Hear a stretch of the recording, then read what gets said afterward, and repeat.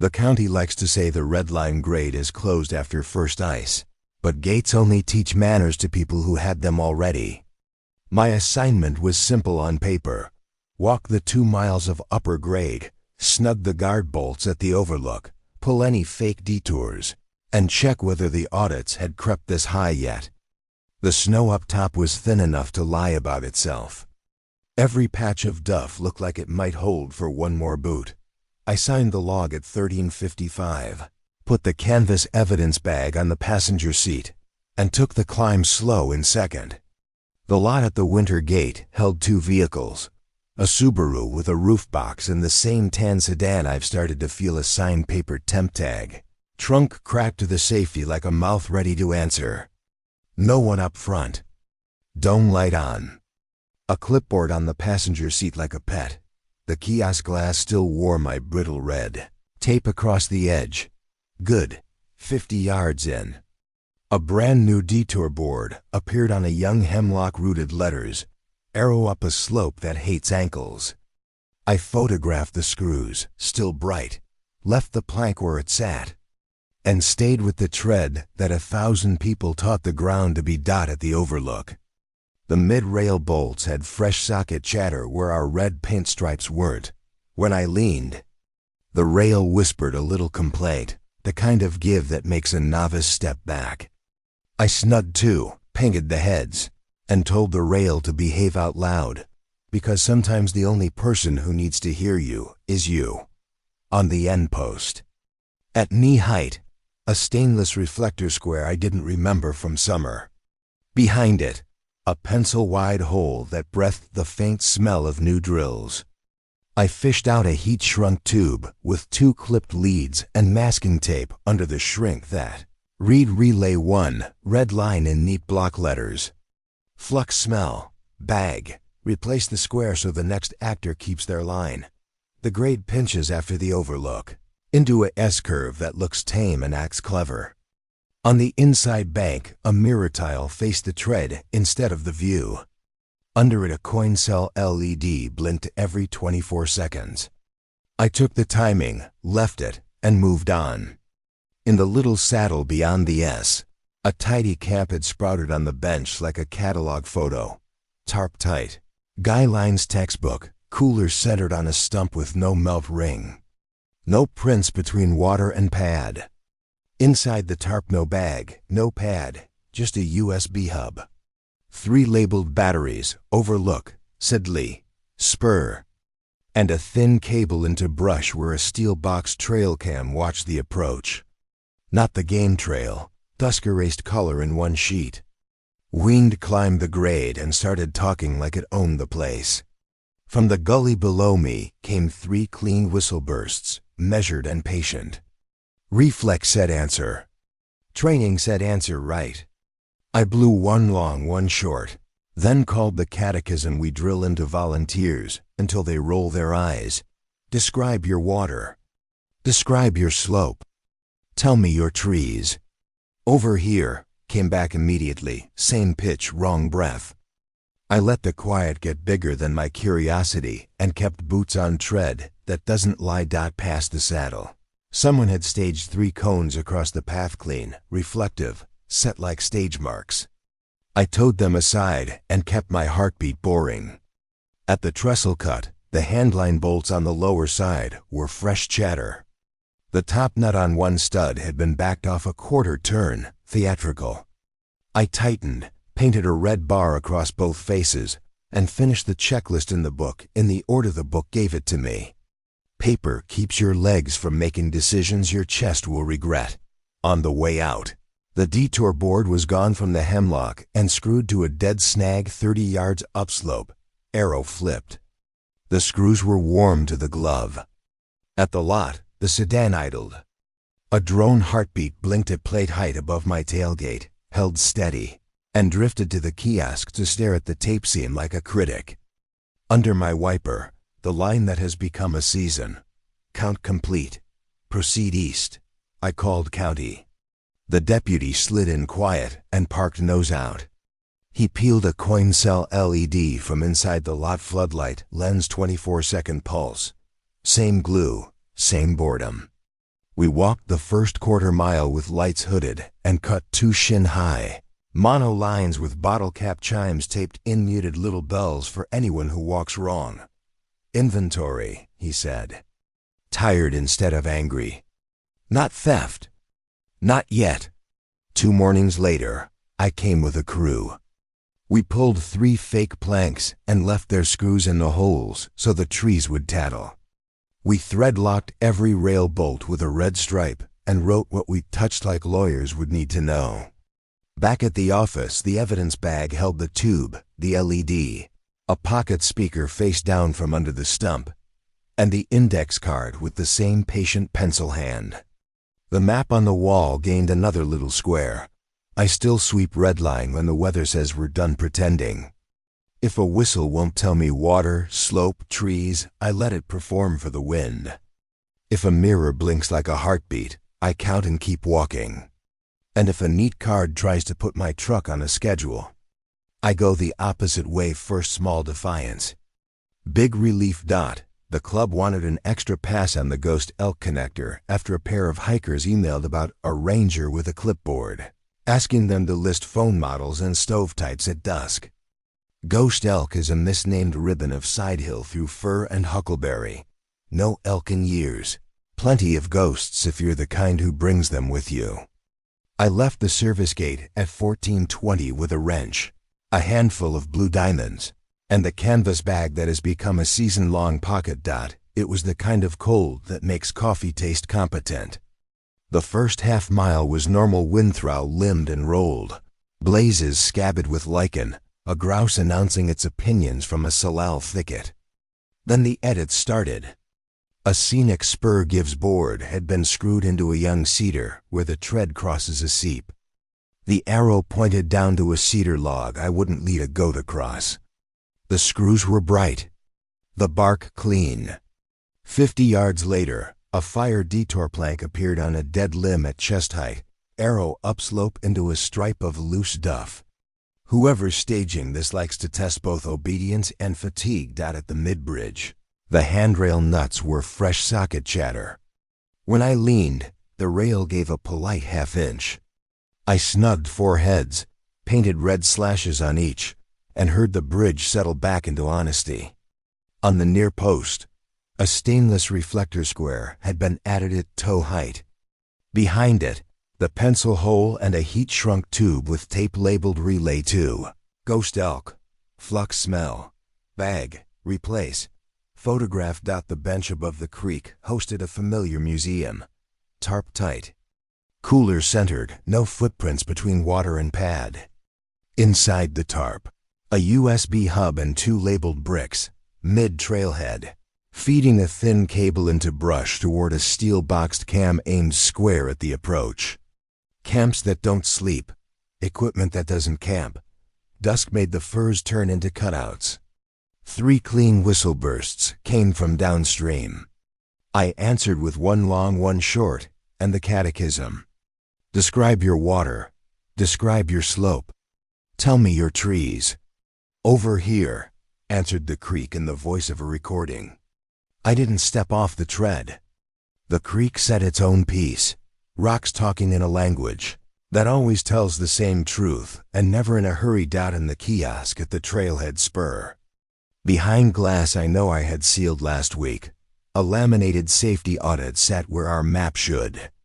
List occupants, vehicles, stoves, apps, tiny pencil 2 in the corner. I scanned the QR with a burner.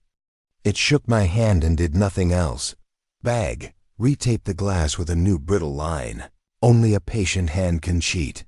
Halfway back to the truck, shin-high monofilament brushed my knee and sang 1 bottle cap note from under a log. I cut it, coiled it, and found 2 more. The wind shifted. A drone heartbeat blinked above the timber line, hovered at plate height when it found my tailgate, and drifted to study the kiosk seam again. Under my wiper, count complete, proceed south. The pencil hand never gets tired. Back at the office, the ranger who likes maps more than meetings added 3 little squares to the corkboard and drew a line. That made an ugly kind of sense. Trailheads. Benches, bridges, viewpoints, places where a person slows down and a device can pretend to help. They're building a rhythm, he said. Everything pulses at 24 seconds. The rest is props. 2 weekends later, I ran Ghost Elk again at last light because I hate being surprised. A couple I'd seen on the way in flagged me down on their way out. We talked to a ranger, the man said, embarrassed. He had a clipboard and said there'd been a brush fire and he needed to count stoves at the trailhead. Asked us what app we used. What did you tell him? I asked. Everything, the woman admitted. He was friendly and specific. Specific is our word, I said, and made them say my catechism. They didn't roll their eyes. Good. Fear makes better students than boredom. I still walk Ghost Elk when the air tastes like cold pennies and fur pitch. If the bridge rail whispers under my palm, I look for socket scars before I look for monsters. If a whistle refuses water, slope, trees, I let it practice in an empty theater. And if a neat little card tries to choreograph my exit, I drive the other way first and let the creek set the tempo. We close the backcountry cabins along them. South divide the week before the plows make it official. I drew split boulder and lost drum 2 boxes of stubborn timber. 1 stove that likes hot impatience, 1 pump that hates air. The road in was glass under dust. I parked at the spur and hiked the last quarter mile with a jug of RV antifreeze, a screwdriver roll, and the kind of patience that remembers mice get the last word. Split boulder smelled like dry wood, and the mice had kept their chaos polite. What wasn't polite sat right on the porch rail. A small stainless plate at toe height stamped SD3, like a number on a part in a catalog. Behind it, the hole. The tube bore tape with tiny block letters. Relay 3 split. Bag. Replace the plate. On the door at eye level, a strip of reflective tape that isn't ours. Inside. The table held a laminated security audit sheet with boxes for occupants. Vehicles, radio IDs, camera types. The QR in the corner scanned to nowhere. The underside of the shelf above the sink had a pocket speaker taped face down. When I lifted it, a small red LED pulsed once and died. Bag. Note. I drained the pump. Poured pink into traps, stapled slider latches, and swept the floor because mouse prints are their own kind of prop and I prefer the honest ones.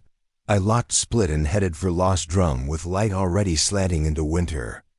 Halfway along the connecting trace, a fire detour plank pointed into a tangle of blowdown nobody with a saw had loved yet. The screws were new. I photographed, logged, and pressed on.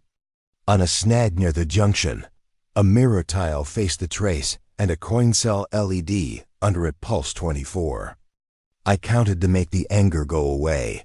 Lost Drum's porch had shin-high monofilament runs between posts. 3 bottle caps taped along each like a wind chime in training. I cut them, coiled them, and set them in the bag with the petty satisfaction that tiny work gives. Inside, a neat row of batteries sat on the table beside 2 rolls of painter's tape and a fresh pack of reflectors. On the back of the door, a thin reflective strip had been stuck exactly at face height. The window latch screws wore fresh chatter. I snugged them and painted red slashes across the head so the next hand that touched them would have to confess.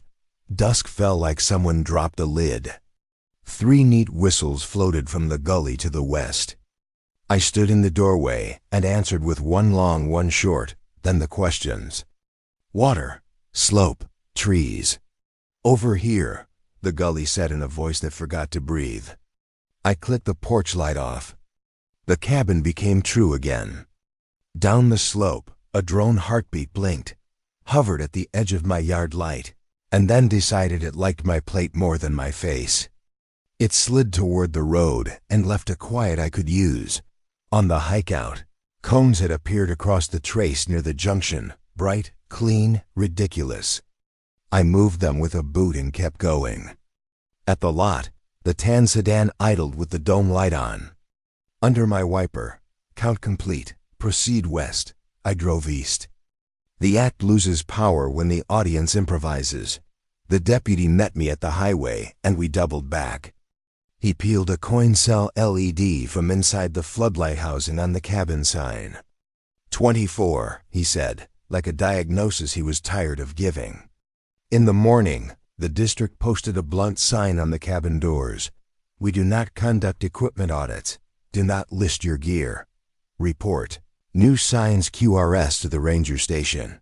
It isn't pretty, but it tells the truth in a dialect that staged help can't mimic. A week later, a pair of hunters turned in a laminated sheet they'd found tucked under their windshield wiper up on the divide. It said safety audit and asked for their names, radios, truck plate, and whether they carried pistol or bear spray. We filled it out, one admitted, ashamed. Then it felt wrong. I told him that feeling is the whole skill. He nodded like a man who will practice. I still shut split and lost drum when frost grows its own thoughts. If you go up that way late, your best map is still your boots and your nose. The ground will tell you where it remembers being ground. If a whistle won't give you water, slope, trees, let it rehearse without you. And if a stainless plate winks from a rail at toe height, check behind it. If there's a hole that smells like new wood and a tube that smells like burnt flux, bag it. The mountain doesn't count you. That's your job, and no clipboard asks better questions than the weather. Drew the Sunday check on Station 14B because I'm the one who doesn't mind working alone. And because the storm that came through Friday made the river jump a full foot in 6 hours. We run 8 stations in the district, simple stilling wells with pressure, transducers, and a tipping bucket for rainfall. And after a big rain we pull the cards. Swap batteries and make sure nothing's clogged with silt. It's boring work until it isn't. The road into Sedgecut is 3 kinds of bad depending on the season. Right now it was washboard over mud, the kind that rattles the door cards loose at 15 miles an hour. I signed out from Mill Fork Shop at 0840, left a note on the whiteboard with route, Ada, and plate, and tossed the orange Pelican case into the passenger footwell. Tools were standard: spare logger, pigtail cable, new desiccant, 2 lithiums, a bag of zip ties, and a narrow steel brush for algae. On the seat behind me, chest waders, lunch, a first aid kit I've never opened for myself, and a radio whose range shrinks to nothing in the hollow. The spur to 14B drops to the river in a lazy S under alder and second-growth maple. I killed the engine at the barricade gate, wrote 0927 in the field book, and walked the last quarter mile because the bank undercut last winter, and I don't want to be the one who puts a Tacoma in the water. There was a fresh smell that only shows up after hard rain, mud, and leaf tannin, like tea, and a low sound you feel in your chest more than here. The river was high but inside its banks. Good. We've had vandalism at the stations before. Shot up rain funnels. Sticker slaps on the staff gauge. Once a transducer cable cut clean because someone thought it was copper. You get used to reading the ground the way you read a man's face. On the approach, I checked the soft spots. Elk track a week old. A small boot print on the trail edge. Heel worn to the outside. Chevrons across the midsole, the same tread I'd seen on a car prowl. Call last month near 4 Pines. Could be a coincidence. Could be not. The well housing sits in a crib of riprap with a grated lid. You lock with a padlock that rusts shut if you don't baby it. The hasp showed fresh scrape marks like someone had picked at it with a flathead and given up. I set the Pelican on dry rock, keyed the padlock, and flipped the lid. Condensation on the inside told me the desiccant was spent. The little green logger light was solid, not blinking, meaning a full card or a fault. I logged the time. 0948, pulled the card, and put a fresh one in. Then stepped back to check the rain bucket. That's when I saw the tape. The Forest Service uses blue and white for our hydrology work. Sometimes pink flagging for temporary marks. This was bright chartreuse, a color you could pick out in a fog bank. 4 short strips knotted low on a salmonberry cane, then another 2 on a willow sapling 10 yards downstream, and then 1 strip hung higher like a pointer arrow. It wasn't our tape, and it wasn't random. Whoever tied it wanted someone to move where they wanted them to move. I left the bucket and walked the line from the side, so I wouldn't trample what I needed to see. 20 yards in, shin high, a length of tan mason's line ran from a willow trunk to a root wad. Don't think trap and see teeth. Think alarm, a loose trip line run to an empty Pepsi can half buried in wet leaves with pebbles nested inside. Step on the line, can rattles, sound carries through brush like a swarm of wasps. Smart in a cheap way, I cut the line with the steel brush handle, coiled it in my pocket, and backed out along my own prints. The ground told a little story if you let it. Fresh sneaker treads with shallow lugs. Small foot, weight uneven, toes pointed in when cutting left. A second set of prints intersected once near the alderbigger. Boots, same chevron tread as on the approach, then split. 2 people. 1 careful. 1 sloppy. Working together or passing through. You start building a box of guesses and you don't know if you're inside it or not. I went back to the bucket. The funnel was fine. The reed switch clicked when I flicked it. I swapped desiccant, bagged the spent pack, took a photo of the hasp scratch for the file, and closed up. Then I did the thing you do when your neck prickles for no reason you can name. I checked the opposite bank. The far side is a cut bank with doghair alder, and a deer path that runs like a shadow under them. In those stems 4 feet off the ground, I saw the black square of a trail cam angled low. You learn to spot lenses the way a bird spots a hawk. The camera didn't face the river crossing. It faced the station. Its strap was new. At 10:19 I called it into Mill Fork on the radio and got only carrier. No surprise. I wrote a brief note in the field book, found non-fest tape. Trip line, external cam at river, right. See photo, and hiked out to the truck with that feeling between your shoulder blades that's part memory and part animal. The truck looked wrong from 20 yards. Not wrong like broken. Wrong like touched. A faint smear across the passenger window where a hand had leaned to shade a pair of eyes. Pine pollen sticks like that, then lets go when it dries. This was fresh. I keep a spare key on a magnet up under the frame rail inside. A channel you wouldn't find unless someone told you. The magnet was still there. I unlocked, slid in, and put the radio on scan for the forest net. Static. I wrote 10:47 departure in the book and rolled slow back up the spur. Eyes up. Everything seeming ordinary except for the part of me that wasn't at the barricade. I stopped because of the milk crate. It sat square in the center of the 2-track, like someone had measured it. Inside, a plastic grocery bag with 2 granola bars, a cheap folding knife, and a phone holder, scuffed, with a cracked corner. The phone lit when I touched the side button and showed a single notification. Voice memo saved, 10:51 a.m. with a file name of numbers. I didn't hit play. I didn't touch the knife. I took a photo, backed the truck 5 feet, shouldered the Pelican, and carried the crate to the shoulder because it was in the way whether it was a plant or trash. When the crate scraped the dirt, it made a hollow sound I didn't like. Like there was more to this than a surface. I left it there. I drove. Buckthorn Station sits 8 miles from Mill Fork and wears its years like bark. When I pulled in at 11:26, the porch light was on because it always is, and the soda machine out front wore a hand-lettered out sign because it's never stocked. I went inside, put the Pelican on the counter, and told Chalmers 3 seasons with us, ex-Army, what I'd seen. He listened without the face people make when they think you're telling a campfire story. He asked if I'd touched the phone. I told him no. He nodded once like that had been the right answer. You see the memo play? He asked. No. Good.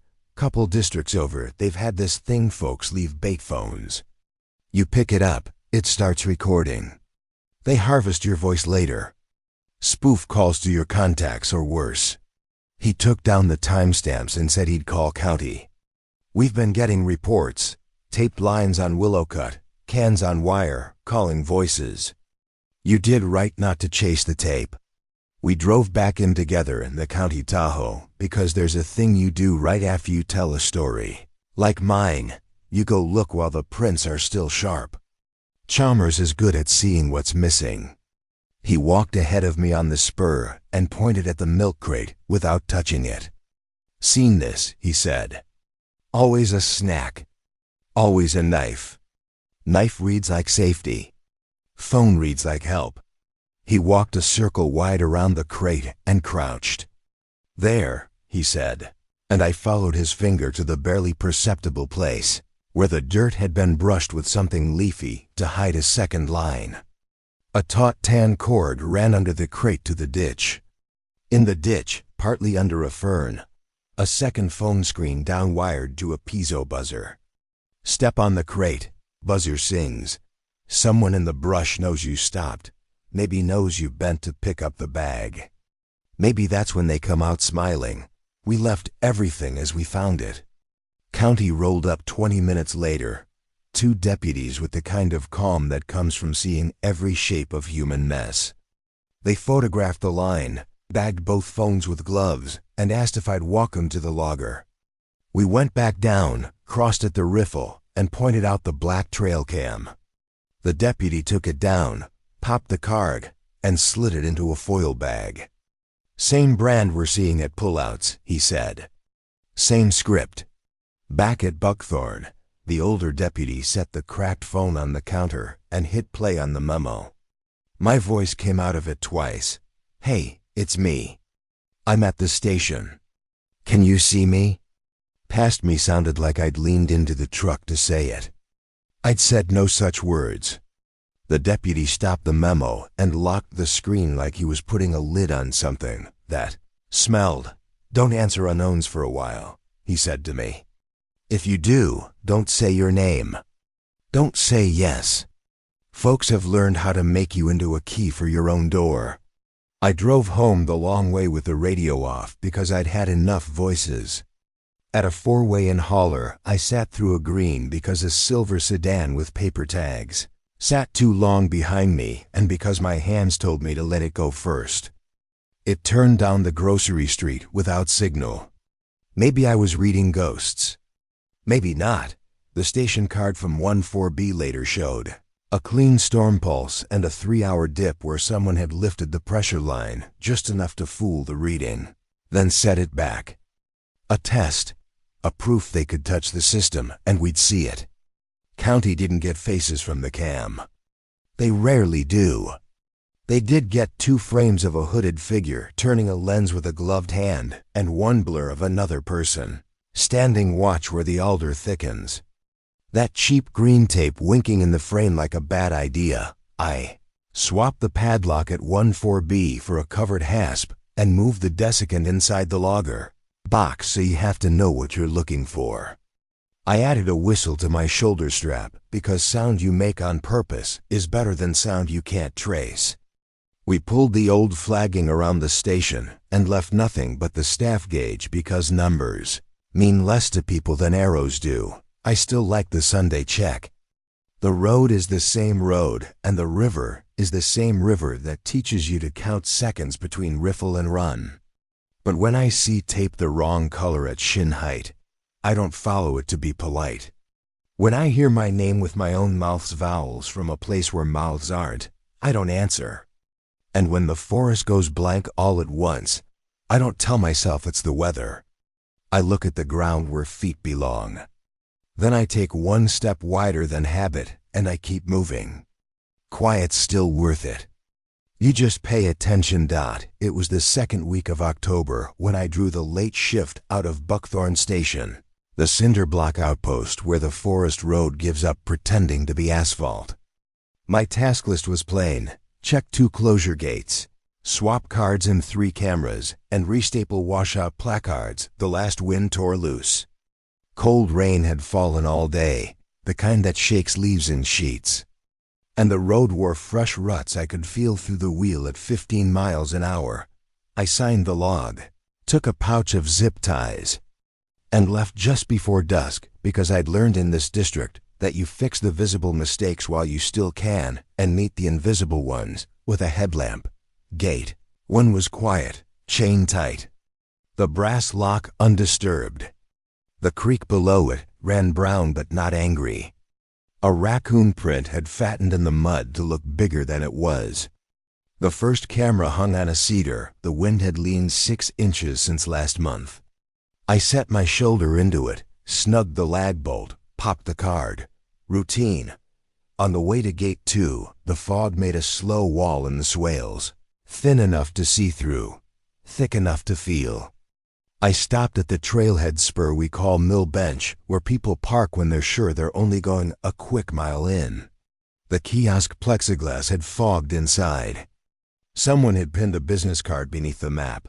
Lost dog answers to Daisy call anytime. A number with 7 digits and no area code.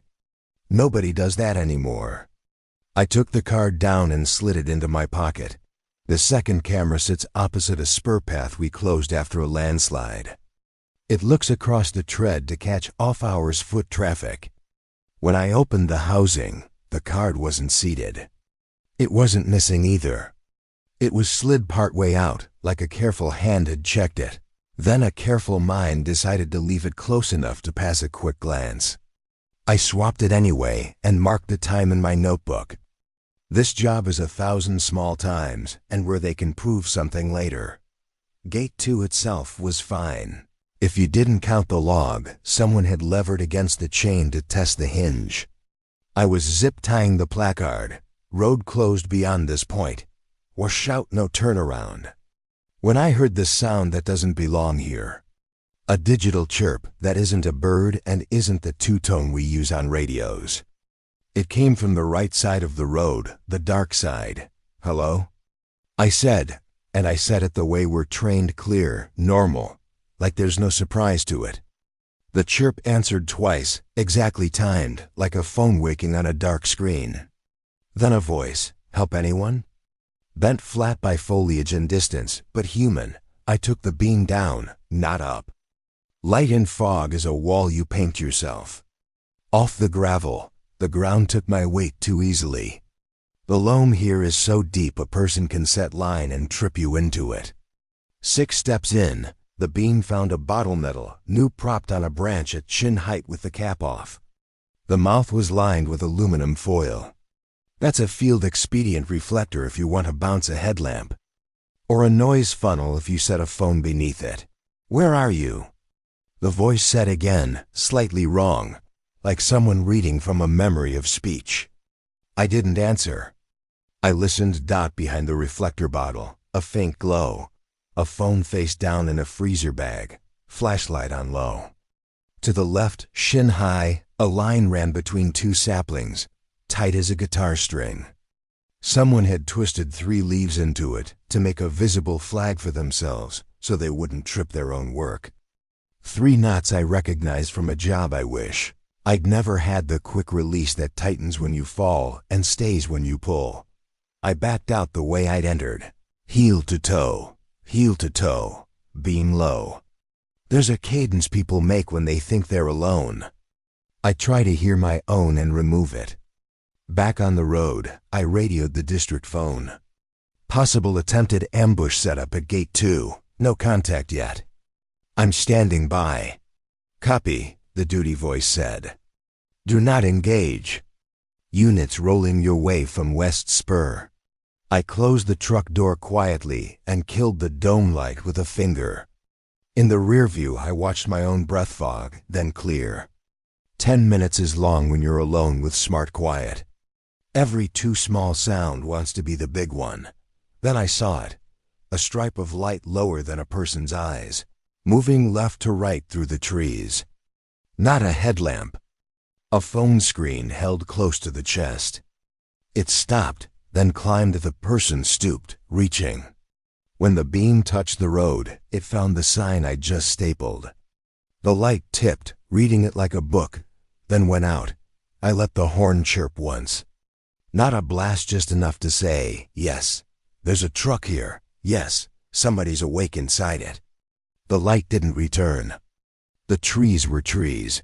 2 county rigs came in 10 minutes later, dark. The deputies walked in with their lights low and to the sides, sweeping ground first. When they reached the reflector bottle, they stopped. One of them pinched the line and showed it to the other. They followed it to a trunk and held their lights on a knot, the way you look at writing someone's going to need to read precisely later. Seen this? The older deputy asked. More than once, I said. They cut the line and bagged the phone. It rang once in the bag, another chirp, too sharp for a thing made to connect. The caller ID said, "No caller."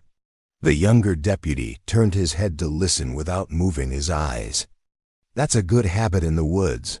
We sat at the gate with the truck's nose out while the county crossed the road grid. 20 minutes later, the radio popped. North Spur male on foot. Took off when we lit him up. Thin gloves, hood up. No face. Copy, the older deputy said, voice flat. They never do. By midnight, I was back at Buckthorn Station, stapling my incident notes to a copy of the trail map.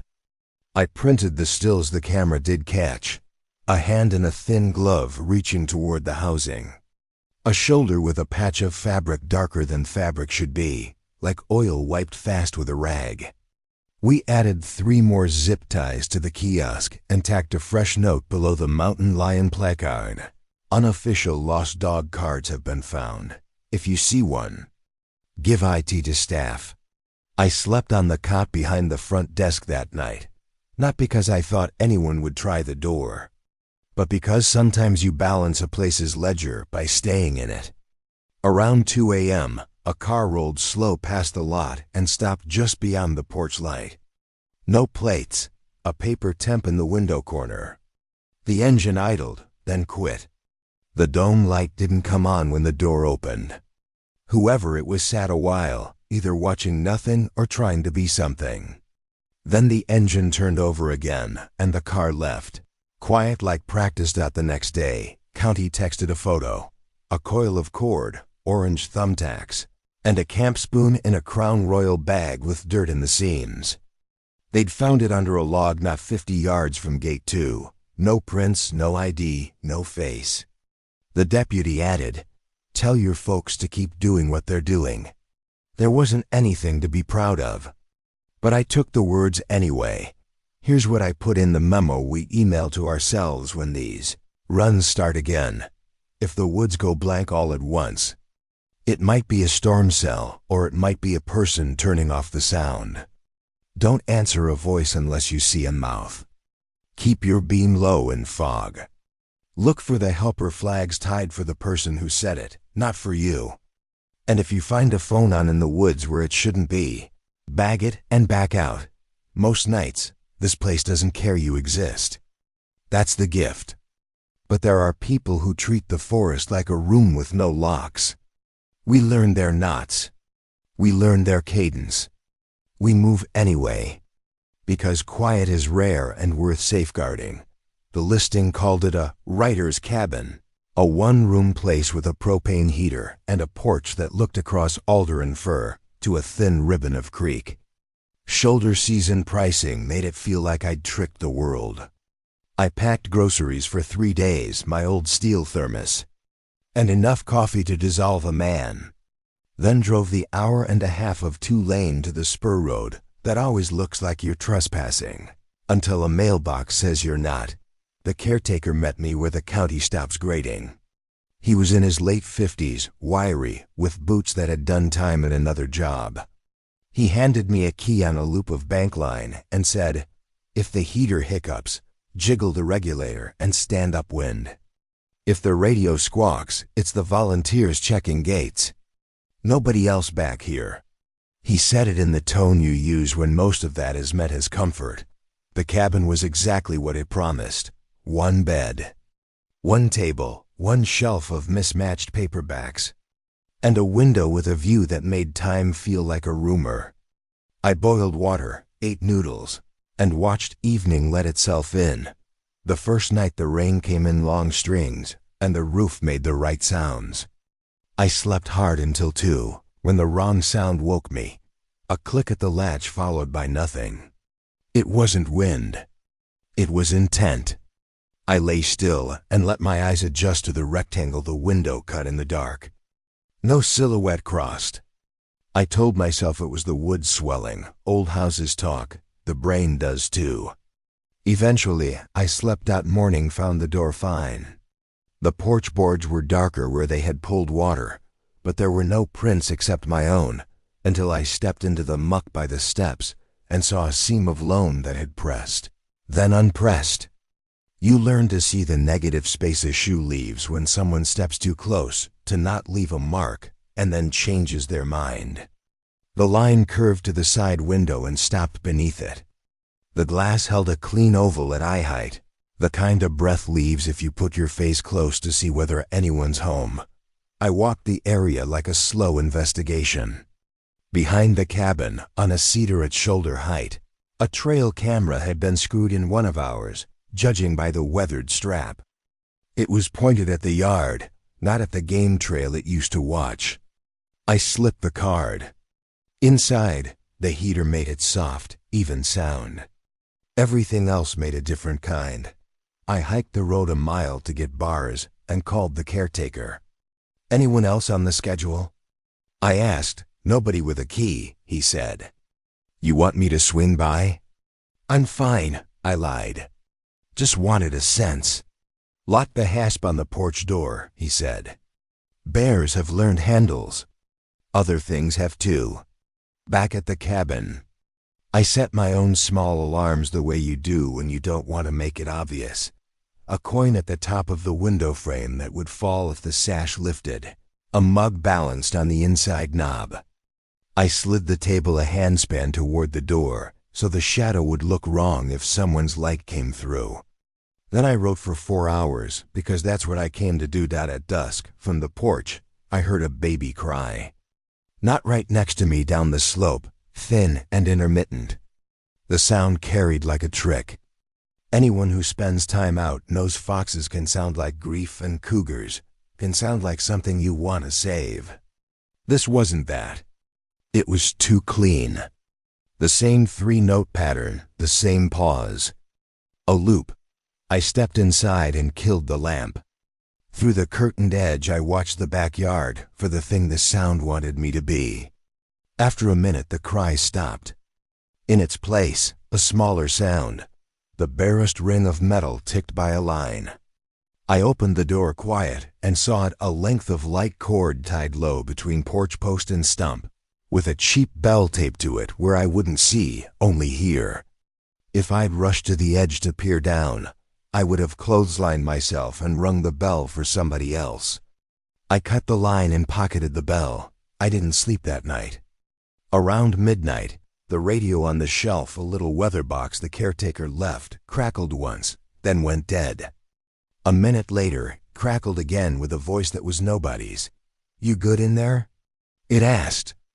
Too smooth, like the words were read from a memory and put in a mouth that didn't own them. "Radio check," I said flat. Silence. Then my own line back. "Radio check." Not perfect. The vowels were too rounded. But close enough. I turned the radio off and put it under a pot on the floor.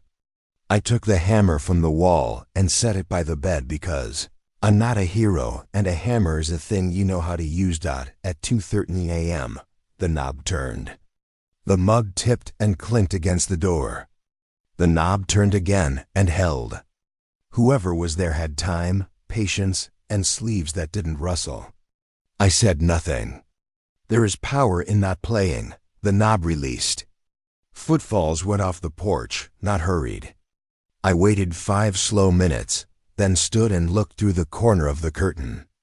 A figure moved at the alder line thin, with a hood up, hands in close like cold or purpose. He stopped beside the cedar with the camera and raised an arm. The flash lit his sleeve when his palm crossed the sensor. He adjusted the angle with the practiced tilt of someone setting it to see a yard instead of a trail. Sat down and waited for the second person. The first person always counts on. It took a while. When footsteps came, they came from the road, not the woods. A low engine idled and quit. A dome light flashed and died. The silhouettes met at the porch edge. One held a bag. I made the noise you make when you don't want to make a lot of noise, and still mean it, a single blast on the whistle I keep on my key ring. Not panic, policy. The sound knifed the quiet and stuck there. The two figures flinched, but they didn't run. The bag carrier set the bag down on the step, like we were acting out delivery for a camera. Then both of them backed into the alder and let the dark take them. Inside the bag, 2 protein bars, a bottle of water, and a folding knife with the blade taped shut. For your safety, read a note that could have come off a copier. I put the bag in the oven and shut the door. A whistle is a fence if you use it, not if you wear it. At first light, I walked out to find the caretaker, already coming up the road with 2 volunteer wardens behind him. They listened while I kept it simple. Baby cry loop, trip line with bell, camera turned inward, bag on the step. We checked the cedar. Another camera had been strapped to a second tree while I was sleeping, aimed straight through the window. The wardens bagged it with the same tired efficiency you only get from doing it more than once. We've had a pair working this drainage, one said. They don't push what's defended. They like empty. We followed the alder line to where the figures had stood. The ground showed lugs from boots you buy at a chain store and the slick impressions thin gloves leave on wet bark. Down by the road, tire tracks from a sedan with cheap all seasons made one wide arc, turned around, and left. I stayed the third night anyway, because fear shouldn't get to write the whole story. I locked the hasp and watched a movie on a laptop loud enough for anyone to hear. The radio stayed under the pot. Nothing happened. A week later, the caretaker called. We got plate on a car sitting at the spur, he said. Temp tag was bad. County had a word. Don't know if it'll stick. Does it ever? I asked. Long enough to move them, he said. Short enough to see them again. Here's what changed for me. I hang a second line inside the door just to feel it tug. I don't answer voices if I can't see a mouth. And when I see a trail camera pointed at a yard, I check where the second one's aimed. The woods aren't hostile. They're indifferent. It's people who try to make the quiet theirs. You learn that, and you go anyway. Because those morning alders, shining after rain, are still worth more than the work it takes to see them. I started the willow cut loop on a Sunday in late May with a plan my knees could respect. 12 miles counterclockwise, lunch at the overlook. Back to the lot before weather built. The air had that cedary sweetness you only get after 2 sunny days and 1 cool night. I passed a couple with trekking poles at mile 2 and a pair of high schoolers hiking in sneakers at mile 3. After that, it was just my boots and the hush that's not silent so much as everything minding its business. Around mile 5 the ridge tightens and the trail threads between old fence posts from the days someone grazed cattle up here. My phone buzzed in my pocket, the dumb twitch you feel even in dead zones, and a voice memo began to play without me touching a thing. It was my voice saying, "Hey, I'm by the big rock, can you see me?" Close enough to curl my stomach. The big rock is what everybody uses as a landmark to meet at the overlook. I hadn't recorded anything. I don't even use voice memos. I held the power button and shut the phone off. Habit made my thumb yank the battery case too, even though that's not how phones work anymore. I put it in an inside pocket where my impatience couldn't reach it and kept walking. 2 minutes later, my name came from ahead on the trail, clear as a person at a gate. Sound in the trees does strange things. I've been on enough search days to know. But then the voice used a nickname from college, said in a tone nobody uses on a mountain. I said, yeah?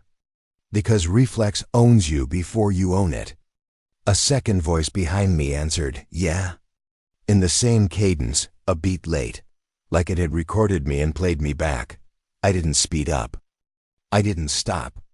10 yards off the path, a stick leaned against a sapling at a wrong angle, and a line of flattened grass said someone had gone that way without curiosity and returned the same.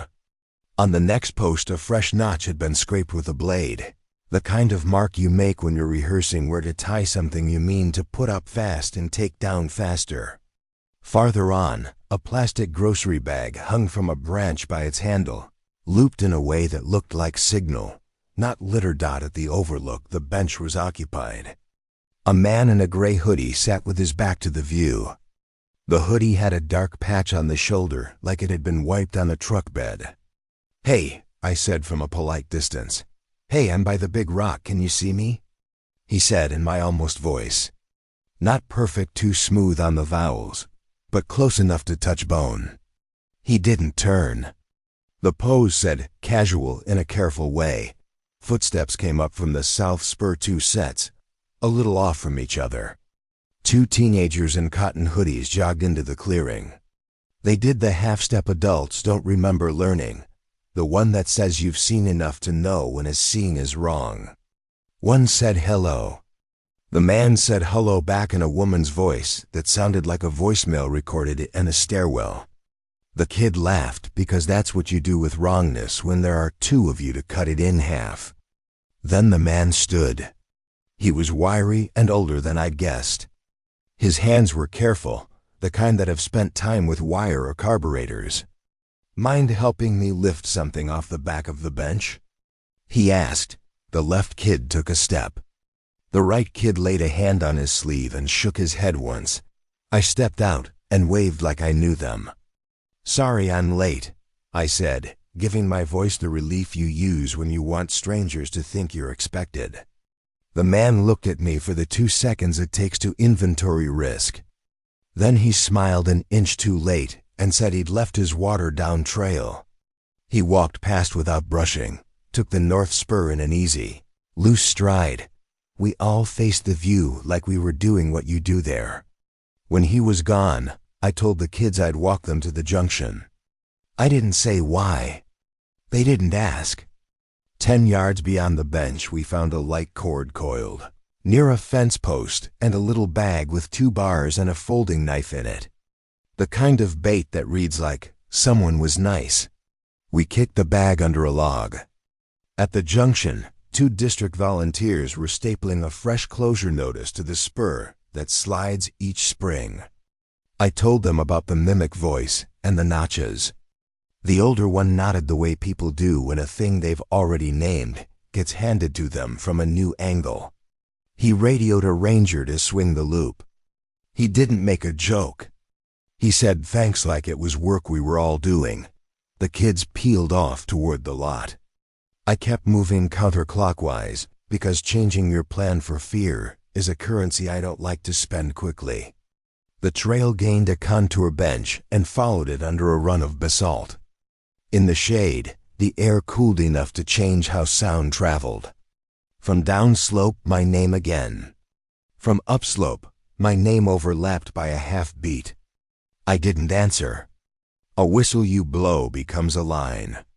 Silence can be 1-2 dot at mile 9. The trail pays itself back with a long, easy downgrade through cedar. A silver sedan sat where the maintenance road crosses the loop, windows down, a temp tag tucked behind the glass. The driver's seat was empty. A hooded figure stood in the trees 20 yards off. Hands in like sleeves were cold. I kept my eyes where hikers keep them, on the tread. Feet are a story that don't lie if you let them talk. The last mile skirted the reservoir. Float planes sometimes practice there. When they do, the sound makes a rolling hush that gums up your sense of direction. Today there was only wind. At the lot, a new sheet of paper had been taped to the kiosk. Report unusual audio mimicking calls to ranger. The font was our printer's, not a stranger's. A county SUV idled 2 spots over. The deputy inside rolled his window. "You the one from the overlook?" he asked. I nodded. He wrote my name on a pad without asking how to spell it. "Been a run of that this spring," he said. "They like when the crowd's thin and folks don't wear earbuds 'cause they want to hear birds." "Faces?" I asked. He shook his head once. "Never." That night my phone buzzed twice on the table with no caller ID and 2 seconds of full quiet before disconnecting. I turned it off and put it in a drawer. I slept fine anyway. Here's what I changed. I leave earlier. I tell people when I'm going to pass. I don't answer my name if I can't see who's spending it. I look for helper flags, the little leaves twisted into line for the person who said it, not for me. And when I find food in a bag where food doesn't belong, I kick it under a log and let a raccoon make sense of kindness. Most of what scares us outside has teeth or weather in it. Simple rules you can read and respect. Some of it has hands and a plan. The ridge is still the same cedar wind it was when I first ran it, and most days the hardest thing you'll meet is your own breath. But on the days when the forest throws your voice back to you a little too well, remember the quiet isn't empty. It's only quiet. The rest of it depends on what you do when someone tries to write your part for you. The trail crew cabin sits 5 miles up a gated road, a single room with a steel door and a porch sagging toward the creek. We stage tools there in summer and lock it down by October. My Friday swing was plain. Drive to Gate B, hike in with new shutter screws, grab the trail cam card, and verify the generator shed was still chained.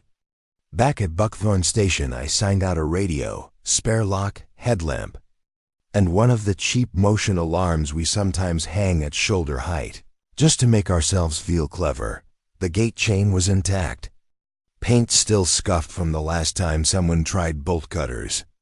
I hiked in with a mist falling, just enough to make sound carry and boot prints stick. 2 switchbacks below the cabin, I found a cigarette butt mashed flat in the road. Filter fresh, paper soggy but not yet bleeding ink. I bagged it and kept moving. First wrong thing at the cabin. The porch light was unscrewed a quarter turn. We leave it fully off. Second, a pale orange pushpin in the jam at knee height. We don't use tacks for anything. I didn't go inside. I made a slow circle around the clearing at the 20-pace line. Behind the generator shed, in duff that still held leaf outlines, were prints with small round heel lugs and a shallow chevron midsole. Outside edge worn the same pattern we'd been seeing on car prowl nights. The stride doubled back twice to thin the story. I radioed a status on site. Exterior check, and got the usual copy that means you own your next 5 minutes. I tested the steel door with 2 fingers on the knob. It stuck like always. When I turned the last 1/4 inch, I felt resistance soft, elastic. I stopped. Through the gap I saw monofilament stretch from the knob to a nail head on the frame, then to a tin can balanced on the shelf. Not a bomb, a bell. You'd open the door, the line would slip, the can would fall. Someone outside would know they weren't alone. I cut the line with the blade I keep taped inside my glove and eased the door wide. Same stale pine and propane smell as always. Same mousetraps, triggered and empty. On the table lay a hand-drawn map of the access road, penciled onto the back of a grocery receipt. Little X's marked the wide spots you could tuck a car. At the bottom someone had written, Fry, efter Rhein Jen? Underlined twice. I photographed it, bagged it. Behind me, gravel ticked. Not footsteps yet, the little pre-sound when weight finds a place to land. I stepped left of the doorway and looked in the wall mirror we hung for ticks, not tactics. In it I saw the corner of the porch and 1 boot toe on the top step, still, angled like a person leaning in with their shoulder. A low voice said, Ranger?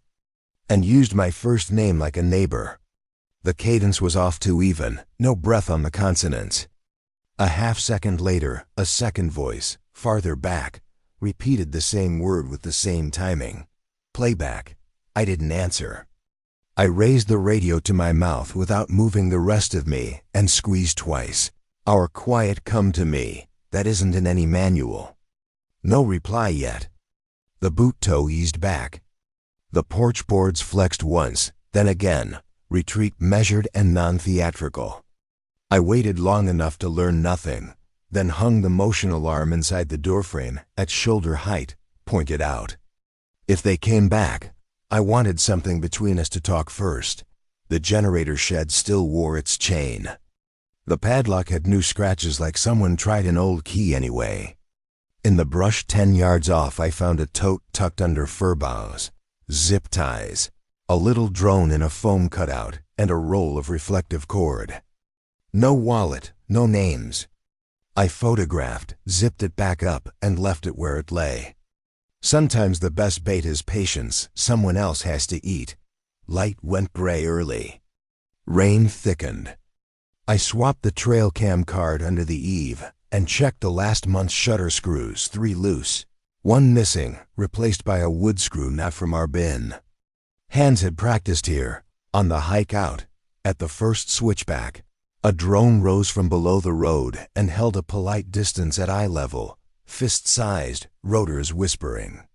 From its deck a thin speaker hissed, then said, "Can you check the shed lock?" In the calm voice of a training video. The drone edged inward until its camera glass nearly kissed the brim of my hat. I didn't swat. I stared into the lens long enough for my face to fill somebody's phone with boredom. Then turned my shoulder and kept my boots in the center of the road. 2 bends down the hill. Unit 42's truck idled in the rain. The ranger rolled the window and asked, "Friends?" I pointed my chin uphill. The drone faded back into trees like a fish under a dock. We hiked up together and did the methodical thing. Photographed the monofilament in can, the pushpin, the tote. Lifted the porch light bulb and found faint fingerprints in the dust gloves off at least once. By the time the county deputy sloshed in, we had the pieces that mattered. Timing, tools, intent. No faces. The trail cam footage was better than usual, and still not enough. A hood pulled low, thin gloves. The round heel lugs and shallow chevron tread coming up the steps at 1:17 on a Tuesday 2 weeks back. Then again last night at 22:40. Moving with the loose care of someone who didn't expect a reply. The drone case matched the shape we'd bagged on another ridge last month. The county guy shrugged the way men do when they know the paperwork and the ending both. "We'll work the tag we got off the gate cam. Might be a day tag." They like those. What I changed after that, I treat any voice at a door like a recording until I see a mouth. I don't unscrew porch bulbs to save power, and if I find one unscrewed, I look for the second thing it's supposed to hide. I hung a second motion alarm at knee height and set a tiny chime on a thread inside the shelf instead of a can mine, not theirs. I wrote on the inside of the steel door in Sharpie, "Don't lean into a lens. Don't narrate. Cabins feel safe because wood tells you things. It creaks, it drafts, it admits the weather. People are quieter than weather. They rehearse. They bring their own light. The creek will still sound like a creek. The stove will still tick as it cools. And most nights are beans, a paperback, and sleep. But if a voice at the jam rides the words like a level floor, I wait for breath and a mouth, or I wait for my radio to answer me back with a name I recognize. The rest can stay on the porch.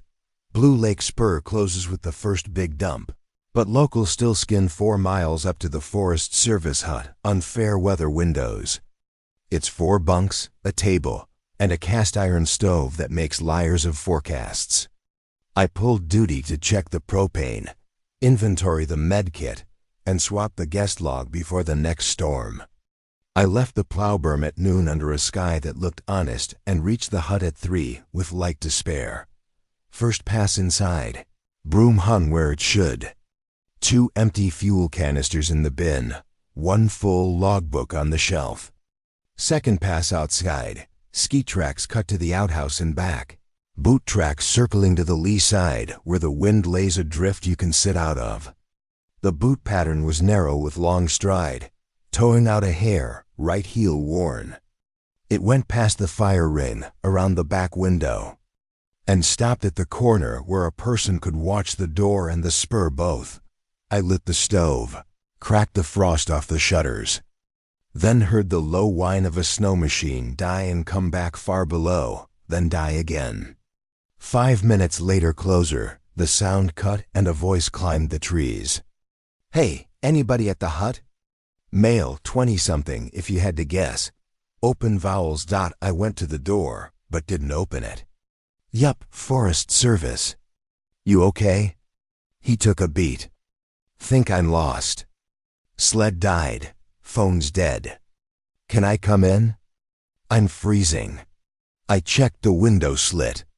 A man stood 10 yards out, no helmet, goggles around his neck, bare head steaming.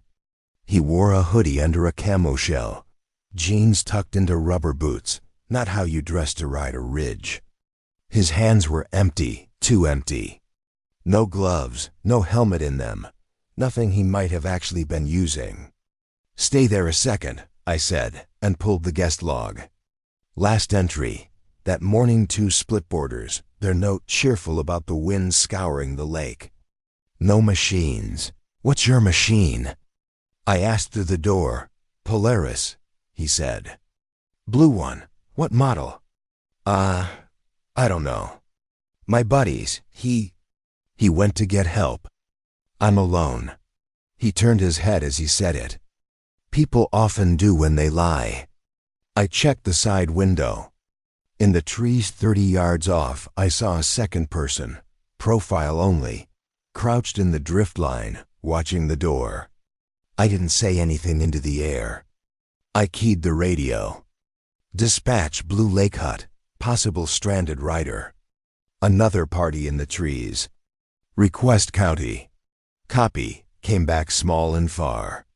"Unit en route from the pass, 30. I cracked the door 2 inches and set the boot scraper in the gap. "We had a fatal up here last year," I said, flat as wind. "New policy. You wait by the woodpile where I can see your hands. I'll set a pad by the door. County's coming." He smiled too fast for the temperature. "Okay, man." "I'm freezing." He moved to the woodpile, put his hands on the top split like a person in a brochure, then slowly lowered them behind it. The second figure ghosted closer through trees. I could smell two-stroke that didn't belong to any machine in earshot. I set a foam pad inside the threshold and slid it forward with my boot. "Put your gloves on it," I said. "Left him on the sled," he said, not looking down. His fingers were red to the halfway knuckle, but not stiff. He wasn't freezing yet. He was rehearsing it. I shut the door and dropped the bar. 10 seconds later, something brushed the side window low, as if a hand had tested the putty for squeak.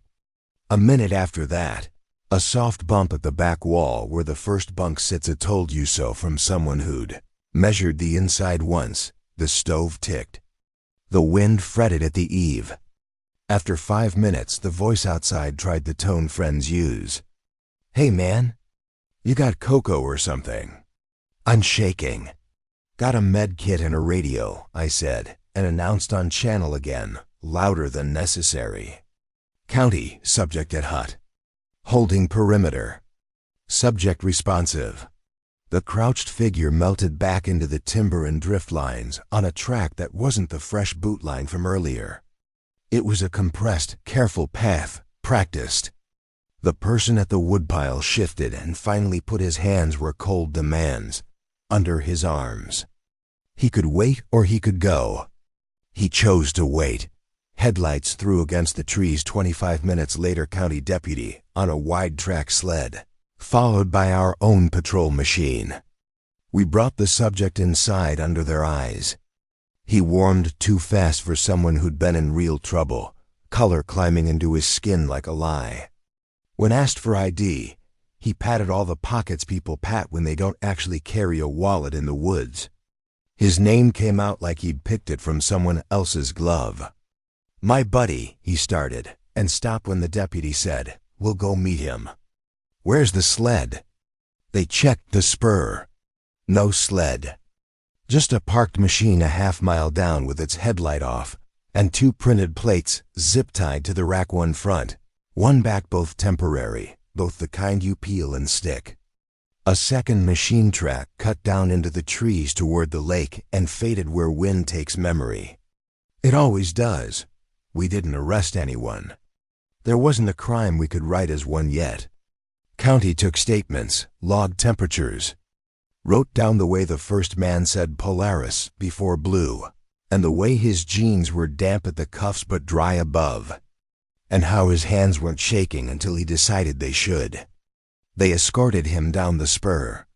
His buddy never appeared. What I changed after that, I treat winter please like River Voices answer, but don't invite. I keep a second foam pad to shove through a door crack and a chemical warmer in a Ziploc to push with it.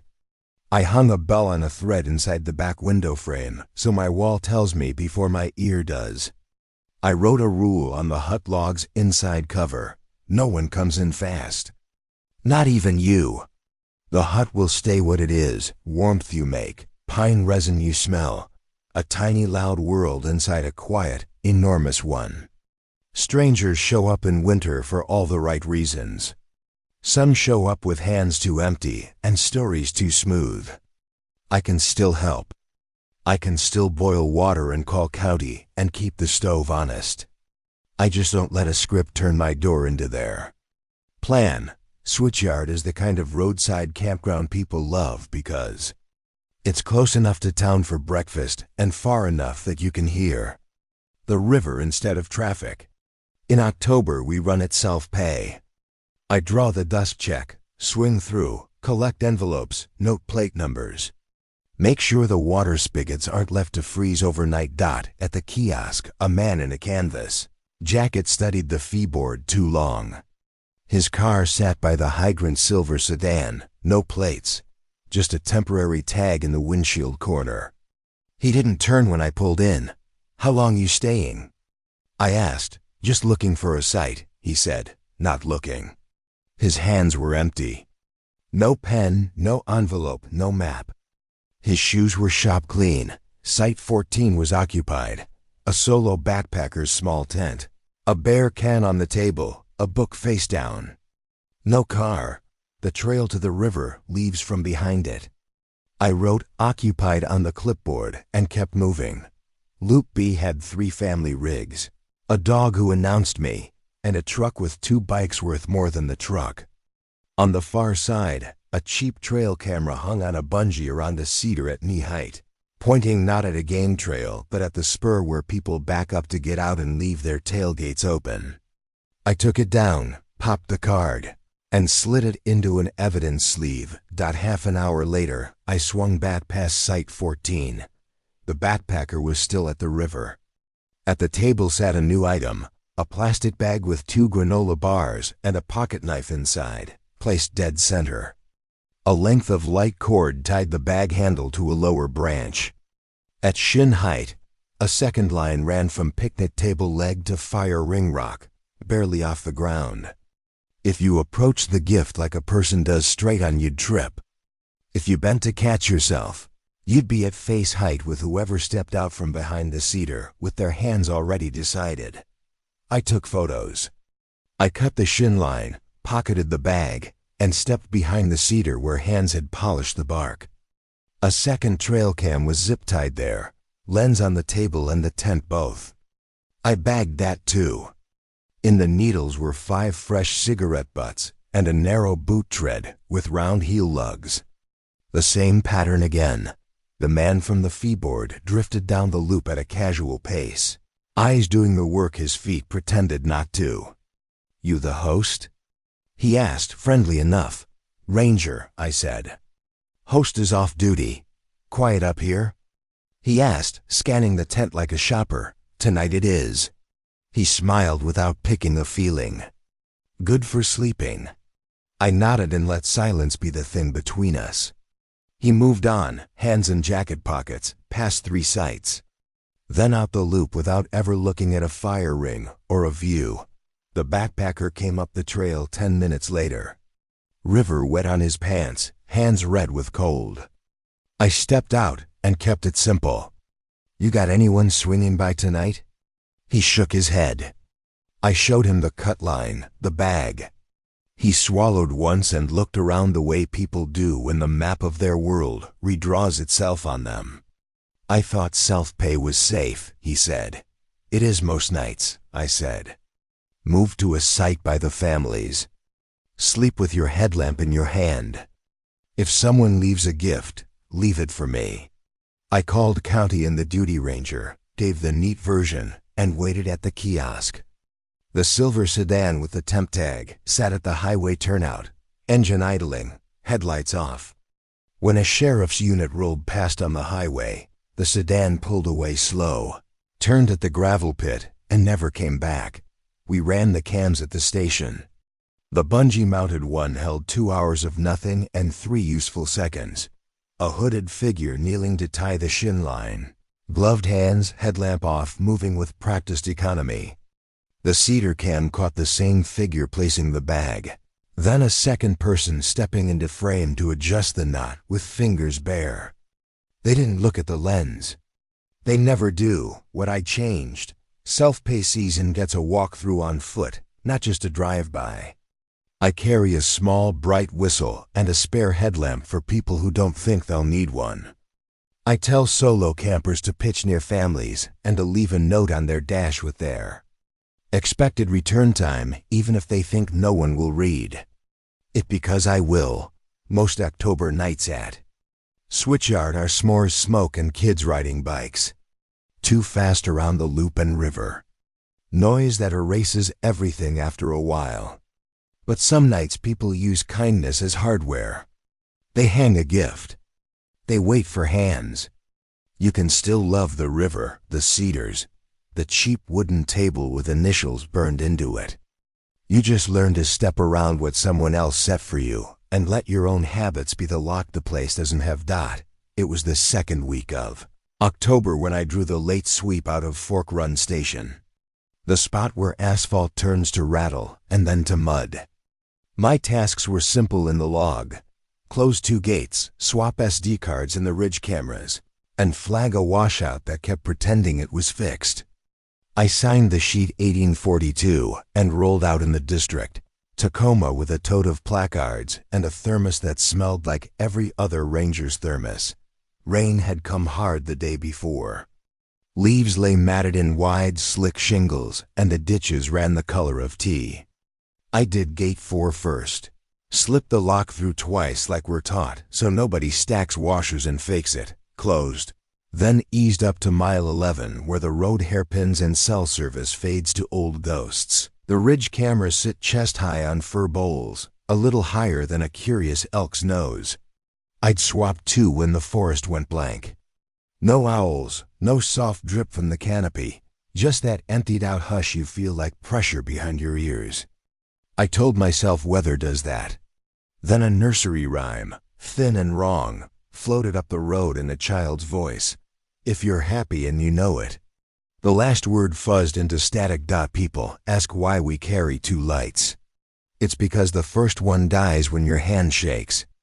I kept both down, beam off, and let the dark settle until my pupils did their job. The rhyme started again, closer this time, and I could hear the cheap Bluetooth wobble in the highs. Not a kid. A lure. I stepped into the ditch and up behind a blowdown where the root ball makes a shoulder-high wall. The rhyme cut mid-phrase. Footsteps came light and careful along the crown of the road.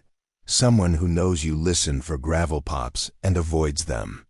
They paused by my truck long enough to fog a window, then moved on. A second set trailed late and heavier. Follower or watcher.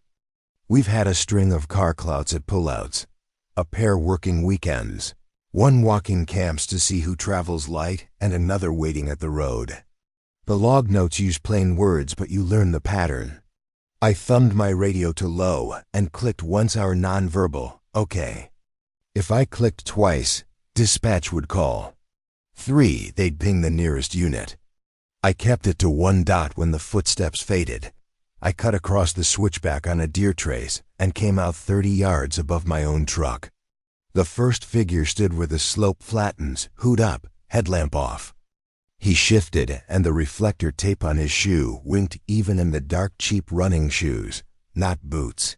He held a phone flat to the roadbed, recording tire tracks like you record a recipe, methodical. The heavier one waited back in the trees.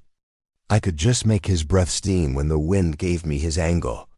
I stepped onto the road as if I'd been there all along and called it easy. Evening. Trails closed past 12. The hood turned. The man smiled with the back of his mouth and said he'd lost his water down by the little bridge. His vowels didn't match the county. He asked if I minded if they just passed through. I said I did and pointed at the newly posted placard behind me. He looked where I pointed, people always do, then started toward my truck, casual as you please. I walked opposite to make him choose. He chose the trees, slipping off the crown and into the wet sword ferns with a low, practiced gait. The heavy one stayed still. That's a choice too. I backed to the Tacoma and popped the driver's door so the dome light splashed the lane. The light makes people nervous. It puts them on a stage. The child voice started again behind the root ball too close now to pretend it was an echo. I stepped and found the speaker tied to BlackBerry with an orange thumbtack through the paracord. The same brand we've been pulling off trail signs since July. Beside it lay 2 zip ties, cut at a slant, and a coil of light line with a clove hitch half-dressed. Tripcord practice. The radio on my shoulder gave 2 soft tones. Dispatch doing a welfare ping I hadn't asked for. Maybe the CAD didn't like my late start. I answered before the second tone could chase the pair. Fork run 1. Copy. Swapping cards mile 12. 2 on foot. Avoiding contact. Requesting 25 to 40 swing. The numbers mean send a deputy if they're nearby. No theatrics. Blue washed. The trees 20 minutes later, long enough for me to swap the last card and hang fresh flagging at the washout. The deputies came quiet, beams low, 1 up the road and 1 down.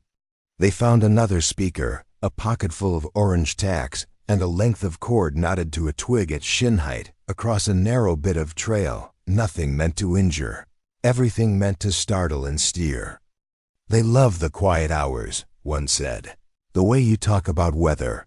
We took prints from a muddy seep, shallow chevrons through the midsole with round lugs at the heel.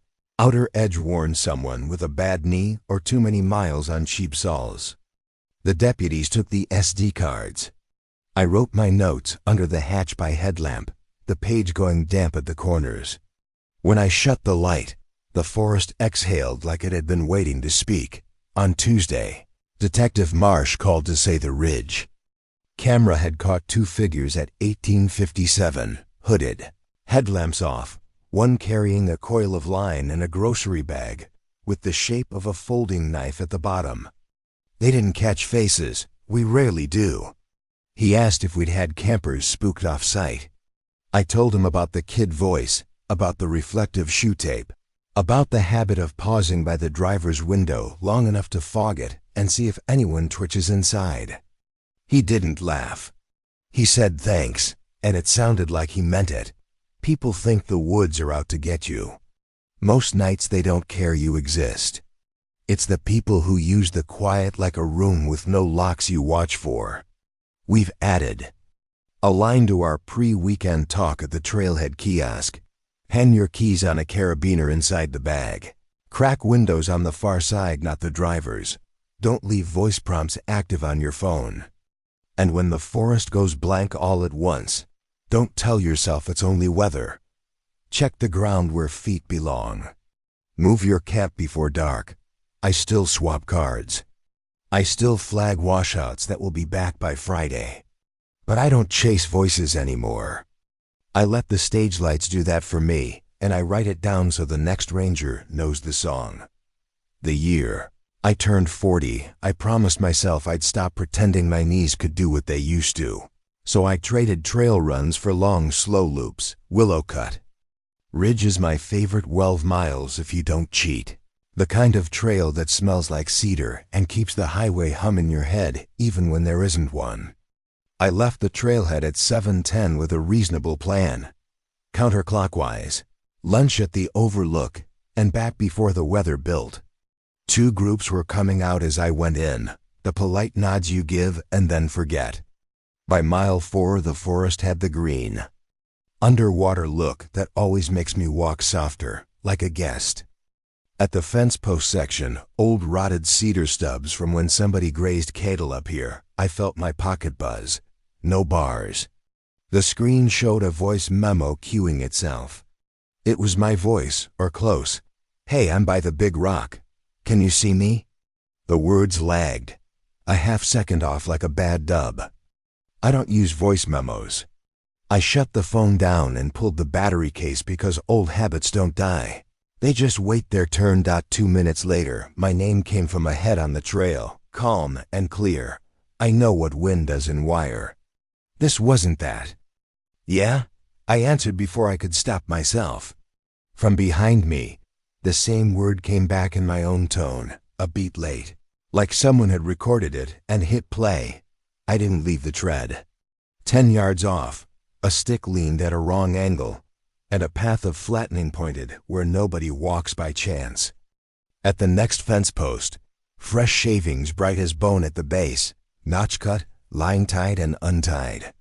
Farther on, a grocery bag hung from a branch by one handle, fluttering like litter until you notice the handle looped twice, the way you mark something for a partner. The Overlook bench should be empty, except for wind and the far pale strip of reservoir. A man sat on it in a gray hoodie, hands in pockets. The shoulder had a dark, uneven patch like truck bed dirt. I said hello from a polite distance. He didn't turn. He said, "Hey, I'm by the big rock. Can you see me?" In a voice that fit my mouth wrong, too smooth on the vowels. Someone ironing out the grit. Curiosity is a kind of heat. I felt it and let it pass. I backed up behind a cedar where I could see the approach. Bootsteps came up from the south spur, 2 sets. Teenagers, cotton hoodies, breathless and easy. They stopped on the dime you only learn by spending time outside, the one that says, "Decide." The man didn't move. One kid said hello. The man answered. In a woman's voice we've all heard in parking garages, blank, safe, wrong. The kid laughed because that's what you do when a thing lands wrong and you're not alone. The man stood. Up close he was older than the hoodie promised, wiry, with careful hands like he tuned carburetors or threaded wire through tight spaces. He asked if they'd help him lift something off the far side of the bench. The kid on the left shifted to go. The other touched his sleeve once and shook his head. I stepped into the open and waved like I knew them. "Sorry I'm late," I said, letting relief carry. The man inventoried risk in 2 seconds, smiled an inch too slow, and said he'd left his water down the trail. He walked past without brushing, took the north spur at a loose, practiced pace. The kids and I admired the reservoir for exactly as long as it took him to be out of earshot. Then I told them I'd walk with them to the junction. I didn't say why. They didn't ask. We found a coil of light cord near the next post and a plastic bag with 2 granola bars and a cheap folder in it, the kind of bait that reads like kindness. We kicked it under a log.